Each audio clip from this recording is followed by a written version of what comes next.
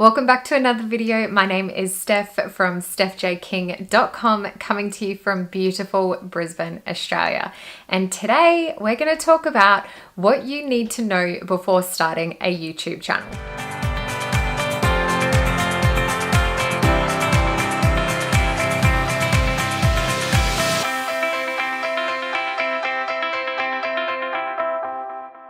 I started my channel about 3 to 4 months ago, this current channel. I've actually had another channel before, but that was a couple of years ago, and the topics on what I used to speak about back then just aren't really an interest or an area of interest for me anymore. Hence this new YouTube channel, I wanted to start afresh. So whilst I was doing that channel, and also when I was starting to think about doing this new one, and even just in the past 3 to 4 months, the things that I kind of learnt and just things that I want to share with you, just so that if you are thinking about starting your own channel, or you already have and you're sort of just researching and just binge watching YouTube, which you do tend to do, I just wanted to share with you, I guess, my personal thoughts around what I wish I knew or what I did know, which I think is really important for other people to know. First things first, let's talk about growth. You are not going to have overnight success. You are not even going to have over a month or potentially over a year success. And that's something that you really need to come to terms with very early on, from the very beginning, before you even think about starting a YouTube channel. Well, you'd need to think about starting a YouTube channel to think about these things. Anyway, there are some channels that I see that they do have success quickly, in the sense of they can get up to 100,000 subscribers within a year, and that is quite quick paced. There are also other channels that I've seen where they're sitting around the 50 to 60,000 subscribers. And look, that's a lot of people when you think about it. I know we don't tend to think that that's a large number of people, because this day and age, you see channels with like 40 million subscribers, which is absolutely blows my mind. Even just channels with 1 million subscribers, I'm just thinking that's a huge deal, and it is a huge deal. But we also need to remember that for the fact that 100,000 people, that's still a lot of people to be watching content that you're creating and putting out there. But let's just go back to my point. I went off on a bit of a tangent there. There's some channels that have been creatively doing videos for years, and they're still sitting on the 50, 60,000 subscriber sort of range. And that's not a bad thing either. It's just knowing that when you do start a channel, you're not going to have that success straight up. You might think that creating the videos and doing that and finding subscribers is super, super simple, but there's actually a lot that really goes into it. So just have that understanding before you start creating videos, recording videos, and putting them up on YouTube, is that if you are striving towards that success where you do want hundreds of thousands of subscribers or millions of subscribers, it's going to take a long time. Some of the bigger channels that I have seen where they do have in the millions of subscribers have been on YouTube for a long, long time. So 8, 10 years. So when you think about it, even if they're doing one video a week, I'm not good at math, so I'm not going to calculate that. That's a long time to be recording videos. And you'll find that they may have been recording for a long period of time before they actually saw a level of success that they believed was at their level of what their expectations were. It is a lot more time consuming than what you realize. When you're watching YouTube videos, you just think, this is cool, this is entertaining. You don't actually think about what happens behind the scenes to get it all ready for it to go to be uploaded on YouTube. It takes so much time just to do this. It's crazy. So just prepare yourself. For example, I've been on YouTube for 3 to 4 months. Like I said, I have 35 subscribers, and I've put out about 43 videos at the moment. So it's a long time. I guess it's a lot of effort to put into one video. So for example, I spend a few hours each week researching what I want to do. I then have to do like my keyword research. I then have to sit down and actually think about, well, now that I have the topic of conversation, what do I actually want to talk about in that particular video and about that topic? That takes a good like half an hour potentially for each video. Then it's sitting down and recording the videos. So most of the time I record my videos in batches. So I do about 2 to 3 videos in one sitting, and that will normally take me an hour. And that really just depends on how prepared I am with my notes as well. If I have a clear vision or clear goal on what it is that I want to get across in that video and the types of things that I want to talk about, then it can go a lot quicker. If I don't, then I tend to ramble a lot, and it actually takes me a lot longer to then edit because I am all over the place. Then we've recorded the videos, we're going into editing. For me at the moment, with 3 to 4 months experience under my belt, it takes me about an hour to edit my video and get it ready to go. So that's a lot of effort to be putting into recording videos each week, and that's just 3 videos a week. So you can just imagine the people that are doing daily vlogs, that's just next level. I can only imagine the time and the effort that they have to put into doing that.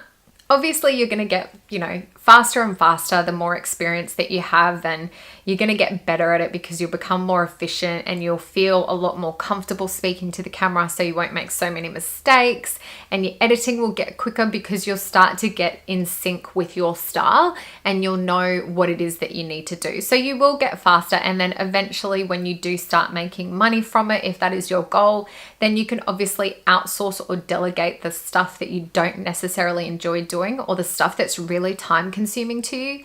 So a lot of the big YouTubers will have editors, but that's way off in the distance. Let's talk about self-confidence. So obviously speaking in front of a camera, you do need to have a level of confidence to be able to do that. Rewind.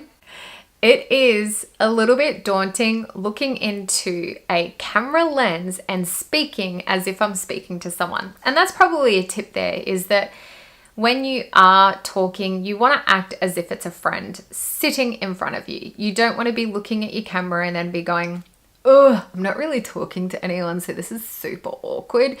You kind of want to sit down and you want to think about, well, if my bestie was sitting in front of me, how would I be talking? And that's something that will take time. I'm still trying to get used to doing that. Sometimes I will record a video and think, oh, I totally did not get that right, or I totally missed what I was trying to get to. So just being natural is the best tip that I can give you, but you are going to question what you do, how you talk. You're going to not like what you see at first, or how you hear your voice even. If you're starting completely fresh and you've never really heard yourself before, then how we hear ourselves internally is very different to how other people hear us. So when we go to look back and watch our videos, when we hear our voice, we're like, oh my gosh, is that what I sound like? Because it's completely different. So it's going to take a little time for you to get used to that. And also you don't see the way that you move, the way that, the facials that you make. There are some videos where I make these weird facials and I'm just like, do I do that? How embarrassing. But it's just you. It makes you who you are. And the thing is, all these other people will be seeing this within you, like the people that are close to you. It's just that you haven't. So when you see these things and you hear yourself talking, you're going to question yourself and you're going to probably lack a little bit of self-confidence. And what you'll probably do, and this is what I've done recently, is you become obsessed. So you will start watching YouTube, you will watch all these different people, and you'll start to take note of how they do things. And you'll be like, why can't I do that? Or when you're editing and you're trying to get like a similar effect and you just don't know how to get it, it will frustrate you. And you'll start to question your style as well. And that's what I did recently, and it drove me insane. I had this really good routine happening, and then all of a sudden I was watching way too many YouTube videos and I was comparing myself to them. And I was thinking, well, I'm not that good, or I really want to do it how they're doing it because they've got all these subscribers and all these views and it's really, really entertaining. And then you start to question what you're doing, how you're doing it, and then eventually you just become stuck. And that's what I've experienced in the past week. I haven't uploaded one video, which I do feel bad about, but I also wound myself up so much that I really doubted everything that I was doing. And that's something that you're going to have to deal with, is that you want to know what's good and what's trending out there, and you want to see the type of videos that other people are doing. But there is a very fine line that can easily be crossed where you're doing research and then going into comparison mode, where you're just looking at them and then going, I'm totally not up to scratch with the level of videos that they're putting out there. Try not to get to that phase. Learn from me. Don't do it, because it just mucks up with your mind and it just stops you from doing who you are and doing what it is that you set out to do at the very beginning. Another thing I've learned is you need to have purpose. And what I mean by that is YouTube is a search tool. So it's actually, I'm pretty sure it's the second biggest search tool apart from Google. So Google's number one, YouTube is number two. So when you think about what do people come to YouTube for, mostly it's sort of entertainment, but a lot of the time is they're searching for things in particular. And you want to make sure that your videos are going to be something that is found when they search a certain term. So for example, at the moment, a little while ago, I got keratin treatment in my hair, so it's always really straight. And at the moment, I'm always having to straighten it. And I used to actually have really curly hair. So I've been binge watching, which I shouldn't be, but I've been binge watching videos around how to get my, restore my curly hair, because I want my curly hair back. And when you search for that, you want to be able to have your videos come up as a result of that particular search. So if you're just doing vlogs, so if you want to become a vlogger and you're not optimizing your video with a keyword, so if you're not doing your research and your title doesn't have, isn't specific to a keyword or anything like that, then you will find that it will take you a lot longer to grow your channel than someone else that actually has a purpose to their video. For example, if someone knows that a lot of people are searching how to make money online or how to lose weight without exercising, if you know that that's a term that's well utilized and you can find different other sort of keywords that support a very similar question, I guess, or very similar results, then you would want to base your videos around that. So it's just having a purpose. So knowing that you're recording this video for a reason and that it's going to be able to be a searchable function. I will probably do a whole other video around like keywords and how to optimize your channel and how to optimize your videos. And look, this is completely up to you. You might just want to be a vlogger and you just might want to do that because you want to be able to come back in a few years' time and just see how your life has changed and how you've grown over the years and just have those memories, which I think is a beautiful thing. And that's one of the reasons why I did start a YouTube channel, is that I do eventually want to get to the point where I do a little bit more vlog style videos. But at the moment, for you to grow your channel, if that is the reason why you've started it, is that you do want subscribers and you do want to grow your channel and you do have a reason and a goal and a purpose, is that you need to have your videos all with a purpose, so that when someone searches that your video is going to be there for them to see. Because the more views you get, the more YouTube is going to use your videos and push them out there for people to see. So they'll come up as like the next recommendation. You know how when you're watching a YouTube and down the right hand side, you've got like all the next suggested videos? YouTube will start pushing your videos out the more views that you get. It'll start to like give them a bit of a, oh, this person is actually getting some traction. This person's getting a lot of views. So this is obviously good content and they're going to want to push that out even more. So I think I blabbed on a little bit there, but the overall message is that if you do want to grow your channel for a reason and that you have goals to do that, then you want to make sure that your channel and your videos all have a purpose to it and you're not just uploading videos willy-nilly.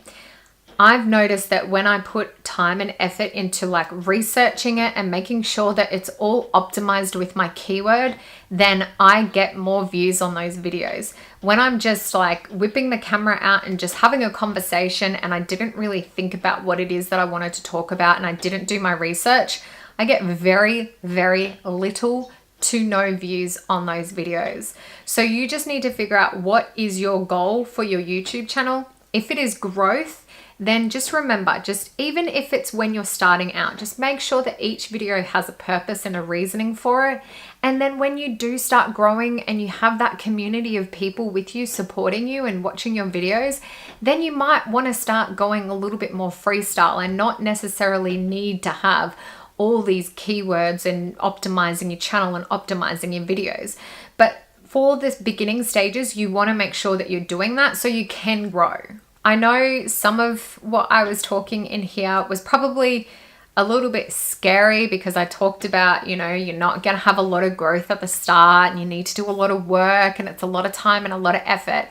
But when it comes down to it, it's also a lot of fun and you are going to feel, you're going to be on a roller coaster ride. Some days you're just going to be like, I don't know if I want to do this. Maybe I should quit, which I've had those thoughts. And then other days you're like, this is the best thing ever. I'm feeling so amazing and so creative and it's just a really good feeling. So if you know that you're going to have a mixed bag of emotions, just you need to do it regardless, because if this is something that you do want to do, it is going to be a lot of effort, but it's also really, really rewarding. When you sit down and you figure out a new way to edit a video that just like blows your mind, or you come up with new styles of how you're recording your video, you start playing around with it, you get out more, you start recording B-roll, and you just, yeah, it's a really, really fun journey to be on, and you just need to stick it out because like I said, there's going to be some tough times, but there's also going to be amazing times. So do it, go and have fun, do some videos, figure out what your reasoning is behind it. Make sure you've got realistic expectations so that you just don't give up within a week or a couple of months, because you will feel like you are going to want to, but keep going. It's going to be worth it in the end. It's all about consistent action. If you liked this video and you want me to do a little bit more around like YouTube, whether it's my own personal journey and my growth and even what I think will help you grow a YouTube channel, then give me a yes in the comments below and I will make sure I include that in my schedule. Anyway, have a lovely day or evening wherever you are in this beautiful world. I will see you in the next video. Until then, if you are new, please hit that subscribe button. I will leave that here. And until my next upload, I will leave a couple of cool videos on this side for you. Take care and I will see you soon. Bye.